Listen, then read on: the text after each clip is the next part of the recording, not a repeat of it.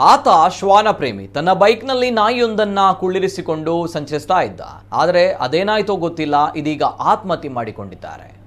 ಶ್ವಾನ ಪ್ರೇಮಿಯಾಗಿ ಗಮನ ಸೆಳೆದಿದ್ದಂತಹ ಶಿವರಾಜ್ ಮತ್ತಿಲ ಆತ್ಮಹತ್ಯೆ ಮಾಡಿಕೊಂಡಿದ್ದಾರೆ. ಕನ್ಯಾಡಿಯ ಮತ್ತಿಲ ನಿವಾಸಿಯಾಗಿರುವ ಶಿವರಾಜ್ ಗ್ರಾಮದಲ್ಲಿ ಟೋಯಿಂಗ್ ವಾಹನ ಹೊಂದಿದ್ರು. ಜೊತೆಗೆ ಕೃಷಿ ಕೂಲಿ ಕಾರ್ಮಿಕರಾಗಿ ದುಡಿತಾ ಇದ್ರು. ನಿತ್ಯ ಬೆಳಗ್ಗೆ ಹಾಗೂ ಸಂಜೆ 2 ಹೊತ್ತು ತನ್ನ ಪ್ರೀತಿಯ ನಾಯಿಯೊಂದಿಗೆ ಬೈಕ್ನಲ್ಲಿ ನಗರಕ್ಕೊಂದು ರೌಂಡ್ ಹೊಡಿತಾ ಇದ್ರು. ನಾಯಿಯೊಂದಿಗೆ ಅವರು ಬೈಕ್ ಸವಾರಿ ಮಾಡುವ ವಿಡಿಯೋ ಸೋಷಿಯಲ್ ಮೀಡಿಯಾದಲ್ಲಿ ಸಿಕ್ಕಾಪಟ್ಟೆ ವೈರಲ್ ಕೂಡ ಆಗಿತ್ತು.